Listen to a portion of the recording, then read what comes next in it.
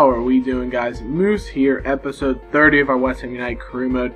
We're going to finish up season 1 today with our awards. You guys have voted. I really appreciate you guys voting. It was a great response to see, and we're going to get the awards for that. We're also going to do a season 1 wrap up, a squad report and everything. It's going to finish things up and get us into episode 31, which will start season 2, but we're going to get right into the awards here. We're getting it going and getting right underway. So hope you guys are ready. Our first award, Hammer of the Year. Not the Hammer of the Year on voting. I actually decided to do a Hammer of the Year based on FIFA 15 match ratings as well. And that one, you could clearly tell by the original Hammer of the Year voting, goes to Adrian. We're going to reward him for all his hard work and ability for the team this year. A 7.7 rating was able to get him first place in the Hammer of the Year by FIFA 15 match ratings. Aaron Creswell actually finished as the runner-up with a 7.2 average rating for the season. And Carl Jenkinson, our right back, with a 7.0. coming in third. Our next award here is Most Improved, and it was our big signing, Mauro Zarate. We brought him from Vélez in Argentina. He ended up scoring 8 goals and 5 assists throughout the duration of the season. I'll tell you what, he was a guy that at the beginning of the season, he did score in our opener, but he didn't impress me a lot. He didn't get a ton of playing time in the first half, but by the second half, he was regularly working his way into the team and really just showed the quality he has, especially with his technical ability on the ball, and that allowed him, to win this award. Is fantastic. Our next award, the Unsung Hero Award, a player that doesn't get a ton of recognition in every episode, but is hugely important to the success of the team. That was Aaron Creswell. He defended fantastically, as you can see by his 7.2 average rating. Scored a goal, provides so much width coming forward, created a ton of chances, picked up 6 assists as well, and of course scored a wonder goal against Everton, our final home match. So well deserved by Creswell. Runners up for me were Alex Song and Mark Noble, who are fantastic in the center and midfield, may not get as many applause as they could. And Creswell with another award, as he does pick up goal of the season winner. He actually received 9 votes at the time of me making this video that allowed him to pick up the winner. It's beautiful. It's well deserved. Take a look at this. Ball comes away on a cross, and he just hits it from so far out. Not a ton of dip. He doesn't really loft it. He hits it with a lot of power, and he curls it away from Tim Howard. No chance for the keeper to save it. As you'll see, the views from straight on behind Creswell as well as behind Howard just show how wonderful this strike is. Look, he hits it with his laces, curling the ball away a little bit on the outside of his foot that causes it to curl away from Tim Howard. And look at the accuracy. He puts it in the side netting from dead straight on. It's unbelievable. What a goal from Creswell, and well deserving of Goal of the Year. And now into our final award, Hammer of the Year. And I actually had to decide this award off of a tie. Valencia and Adrian actually had 2 goals apiece. Or not 2 goals, 6 votes apiece. I don't know why I just misspoke, but 6 votes apiece for the pair of them, and it resulted in a draw, which was why Adrian was runner-up, because I had to make the decision, and I picked Valencia, mainly for the quality and timing of the goals he scored this season. So many goals he scored in games where we really needed them. He had a goal in the 1-0 win against Southampton this year. He had a goal in the draw versus Liverpool. He had a huge goal, of course, against Swansea to rescue a point for us there. He had a goal against Millwall to level the score and force the replay that allowed us to keep advancing in the FA Cup. He scored a goal against West Brom to make it 1-0 win there. Scored a 1-1 draw with a goal against Crystal Palace. He, of course, scored against Tottenham, both in the league, and then, of course, he scored the winner against Tottenham in the FA Cup semi-final. So some huge goals from Ender Valencia that showed, the ability that he had and the ability he had at the time when we needed him to score. And for that, he is our Hammer of the Season, as voted by you guys, with a little bit of input from me to break that tie, of course. So that's going to do it for the awards, guys. I hope you have enjoyed it. Thanks so much for voting. And now we're going to get into the rest of the update, which is going to deal with the squad report, followed by just a wrap-up of the season, guys. So thanks. Hope you have enjoyed it. And let's get into the squad report. So, of course, we're getting into the squad report here. And basically, I'm going to go through the whole team, but you can pause it whenever you want. It's going to show everybody's stats. Because I couldn't get all the stats and all the nominations, I have the stats here. If you do want to take a look at them, feel free to pause the video. Tom Thomas there, potentially be special. Let's get a few years deep in so we can see how he progresses. But basically, while we go through the squad report, I'm just going to talk about what I really want to do with the team next year. Because normally I make a video where I go through the whole squad and then detail our transfer targets. But really, I want to get straight into transfers. And so I might detail transfer targets a little in the next episode, but really I want to get straight into it. We'll get the squad report out of the way in this episode so we can just keep rolling.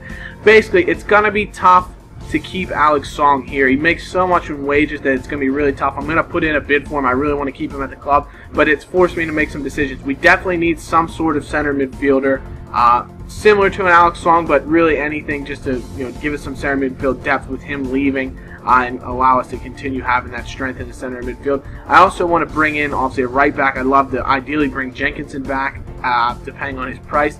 We also have a couple other options if we can't do that.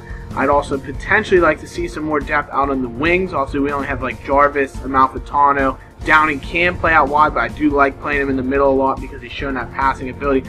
And we have Rodriguez as well, but I kind of want to send him on loan for a little while just to see if he can progress while he's not with the club. So those are kind of the main areas that I want to look to strengthen. Obviously, we do have Nkulu coming in off free transfer. I don't know if you guys have forgotten.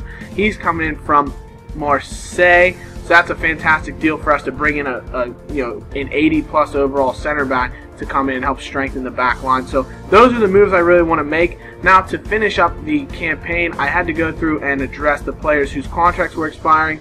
So I went through and I kept a few of the young players around, basically guys who were like 60-some overall and above for the most part, just to keep them in the team, to give us a little bit of depth for cup games if we need them, as well as if injuries do pile up, we can loan a few of these guys out. I also decided with Carlton Cole and Morgan Amalfitano, I wasn't sure if I wanted to keep them around, but with how our season finished, I did decide to re-sign them because of the fact that we are going to need that squad depth with Premier League fixtures, cup fixtures, Europa League fixtures. We're going to need them just to keep our squad rotated and playing and everything like that. Cole's not really going to play as much, but he's there at least if someone gets injured, because we do have Valencia, we have Carroll, we have Zarate can play up front, we have Sacco. But if we do need Carlton Cole, we'll have him. Amalfitano's actually got a lot of playing time, plus he showed me his ability as a central midfielder a lot during the season, so I think he could offer an option as a rotational player in central midfield if we do play a diamond as well. So I think he would be a good fit for that. We did have to go back in a couple of times for a couple of different players to renegotiate because they had role issues and such. So we'll see if that does play a part later in the in the future seasons if they complain about playing time. If they do, they're leaving.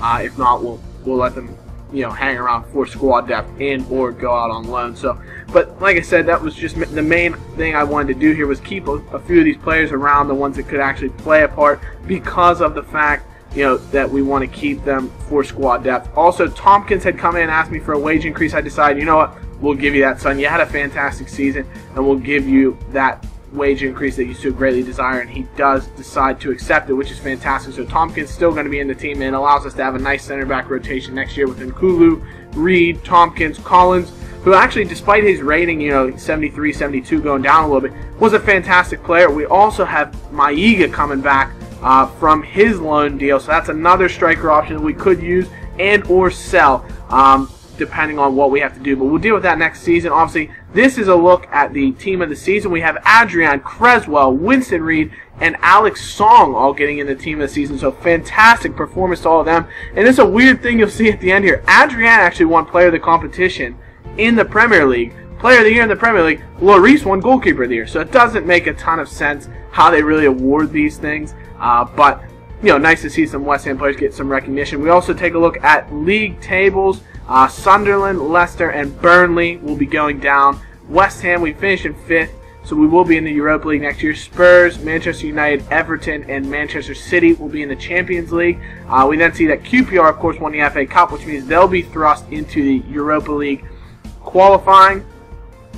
And then we also see, after the FA Cup, Manchester United won the Capital One Cup over Chelsea. With Manchester United winning the Capital One Cup, I think in the Capital One Cup, it's not the runner-up who gets the bid if the winner's in the Champions League. I think it's actually the next place team, so we might see Stoke in European competition as well. Real Madrid beating Barcelona 3-2, so after La Decima last year, they pick up their 11th Champions League title with a 3-2 victory over hated rivals Barcelona in an El Clasico in the Champions League final, so that's crazy. And then Inter actually won the Europa League on penalties against CSKA in Moscow. And finally, what we're going to take a look at to finish things up here, Danny Welbeck, top scorer in the Premier League. You can see Valencia up there in 5th, a fantastic performance from him. Sacco, of course, in 18th with 11 goals, so another good performance. Downing had 25 was in 25th place with 8 goals himself. Then in assists, we have Valencia and Downing both up there. 8 for Valencia, 7 for Downing. Fantastic performance from them. Downing really was. I'm glad to see him get at least 1 vote for Player of the Season because, like I said in a comment actually on Operation Sports where I posted Dynasty as well, he really was the straw who stirred the drink this season. It was fantastic. So I hope you guys have enjoyed this episode. I hope you've enjoyed the wrap-up. And with that, we're going to move into Season 2 next episode, guys. We'll see you then. Bye-bye.